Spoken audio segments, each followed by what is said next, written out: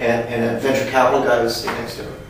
And we started talking about Groupon, and in essence, the media client said, we need it. We need something like that.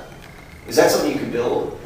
And the venture capital guy said, if you built that for them, do you need any money? And so it was sort of an aha moment there. It was, this is an idea that has some fruit. And so we asked a handful of our clients right after that if it's something that they would use as well. And really kudos to Jimmy there. He rallied the team pretty quickly. Within a week, we had a logo, a name, a website built. Yeah. So you have the idea in conjunction with clients, and you checked around with other clients liked it. Yeah. So you're getting some market, you're listening to the market, and you're suddenly seeing some. You brought it to Jimmy. He had actually come up with it with one of our clients. Oh, you came. Yeah. I was talking to our technology team, and Pat was working, sells our clients, and I was meeting with him, and like, we thought about, we were doing a pitch together around our other product, and like, if you thought about us building a product like this in this space, has anyone ever done this? And so I started doing some market research and realized no one had built otherwise a daily deal platform in the market, where the contest space was very competitive. We had a few competitors we had to compete with consistently. In this space, no one had built a white label deal program. And so there was an opportunity there. So I went back, Pat and I did some research in the sales team, had that dinner. Was he skeptical at first, or immediately on board? I'm always naturally more skeptical than Jimmy. We're both very much idea guys, but Jimmy's much more of the idea guy than me if you put us together. And I'm always focusing on execution, so I was still having the execution of our first product. So I didn't want to distract the sales team, I didn't want a distraction for myself. Whereas Jimmy is the guy who could be talking about 3 different conversations and have 3 different windows open on his computer. So did you find it a little annoying at first that he was kind of like derailing your nice train that you were on a track down this? In other times in the past, yes. In this case, no. Because it was so apparent that this company, Groupon, was really going to have a negative impact on our clients' businesses. Okay. Yeah.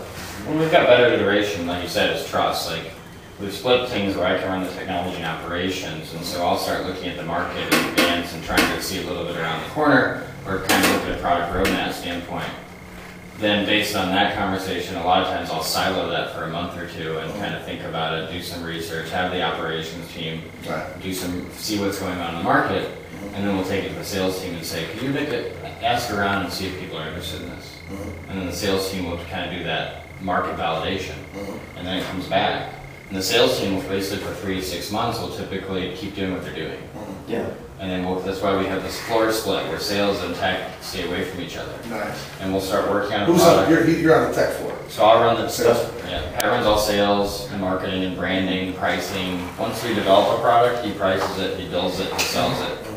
In the case where we'll look at it, we'll do the branding from the website, we'll build the technology, we'll do the UI, we'll get it ready to where it's working into a beta, and then give it to these guys to sell when it's actually ready. Or just before It's a really good dichotomy of the team. Yeah. I've got to say, this is unanticipated. This is a perfect example of the kind of partnership that that we advocate. Yep. Where it's not just 2 people who trust each other, because one's more focused on execution and one's more focused on looking around the corner. Yeah. It doesn't have to be extreme. Yeah. Just a slight difference that you bring different skill sets to the business. Yeah, it's always interesting because in a competitive environment, I think we can both become extremely great at sales or extremely great at marketing or rallying the team, but we definitely have stronger interests in a few areas of the business. Yeah. Now, does he ever box you in with too much to do, and you just want to get on to the next project? But there's just stuff you got to execute. I wouldn't say Pat does. I'd say the nature of running a business does. Okay. But it's also the reason why the sales team is 4 people and I have 10 or 12 on my team. So I've built the tech, lead tech guy who I trust. So all I need to do is make sure the product's moving, and we have a project plan. And there's enough of a team to execute it, so I'm not getting caught up in customer support or accounting. I just have to manage the issues. And notice you mentioned trust. There's kind of an implicit trust between you, so that you know what's going to happen. Yeah. Right. Now that was the second pivot. Yeah. Yes. What was the first one? The first pivot was pivoting from our own brand. Collar Free was the name of that brand. It was the clothing brand. The crowdsourcing community. Right. To white labeling the technology that we built Okay. for Collar Free to Artistic Hub. So how did that pivot happen? How do you make that decision? That was a little bit more opportunistic than the second pivot. The second pivot was more deliberate. Our clients really needed it.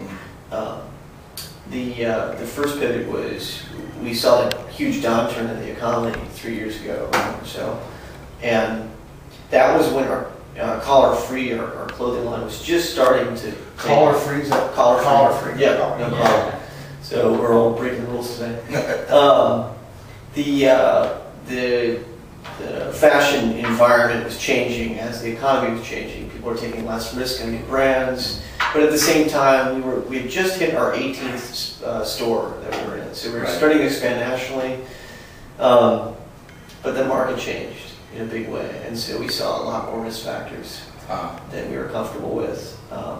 The macro issue is really a B2C to B2B play. I mean, it wasn't a fashion land offline. It was an online e-commerce community where people were voting on designs, submitting data, kind of predetermining what they want to buy, and we were using offline distribution as a sales channel.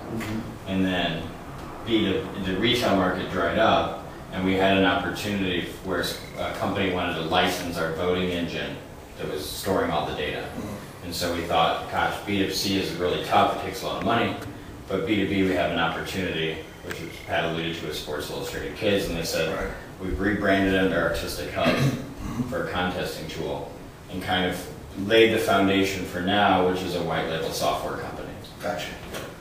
Platform company. So if you had to label your drive to succeed in the company on a scale of 1 to 10, where would you say your level of drive to succeed is?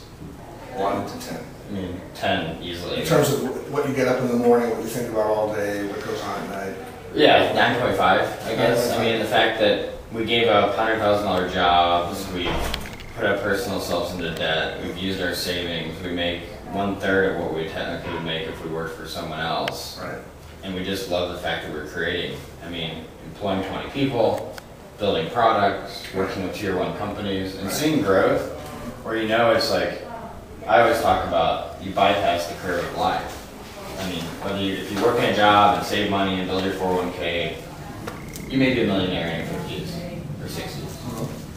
With this, you can be poor, you can provide value to the market, and you can live a life you've never wanted. And be a millionaire by 35. But that's not I get that the money is not what's pushing you.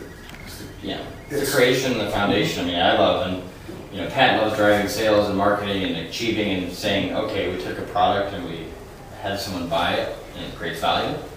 And I love just the production side of the business, like putting systems in place, building products, creating something from new that no one's created and getting it to a place.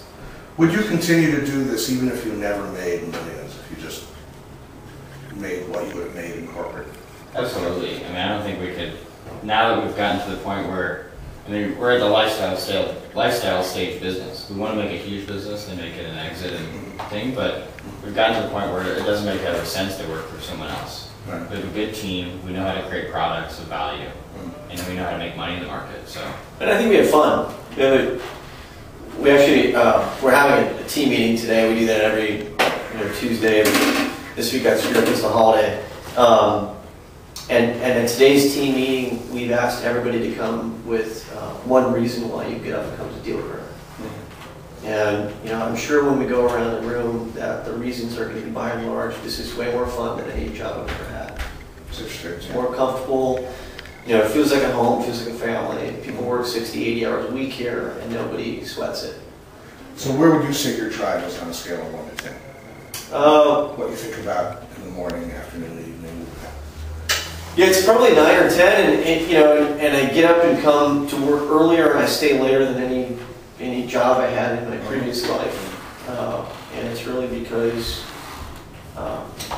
there's a lot of opportunities here. So we've talked about the things that makes you similar in some respects. Yeah. Your energy level, work ethic, and so on. Where else are you similar in your values and how you run? You know, the values within the company. I think a lot of it's personal development. Like one of the things the last few weeks I've started working on from an operations standpoint with Pat is the concept of action planning and personal development for our team. Where one of the things is like, I think as an executive, your responsibility is to develop your team as much as it is your company. Because in reality, we know in the startup and tech space, a lot of companies will last 3 to 4 to 5 years at the most because they're going to sell or they're going to exit. Right. And if they have a good exit, those people should go on and either start a founding team, jump on a bigger opportunity. And so part of the things we started laying the foundation is development tracks for people on our team. You know, management training for mid-level guys, even video training and using an outsourced HR company that can train our support people and train our junior people to become real managers, not just lead by examples of staff. Right. And leadership through advisories. I mean, we have 4 or 5 great advisors to the company now, 1 for each team. So we have a client advisor who works with the account management team. We have a technology advisor who works with Jim's tech team. We have a sales advisor who provides, you know, great Rolodex and lead flow, and in a few more areas that we're going to develop later. It's a very good idea to mine your network of relationships in the community. Yeah. Well, I think that there's a part of entrepreneurship, especially in technology, is a pay-it-forward mentality. I mean, there's very successful people who will help you with nothing in return because someone helped them 20 years ago. It's absolutely the case. And they help us, so why do we stop that with just Pat and I? And I mean, that should flow down from the team to the lower level, because one day one of these guys, I mean, our head engineer, if we sell and they want to go start his own business and he's going to need it, we're going to help them with the connections to do that. Yeah.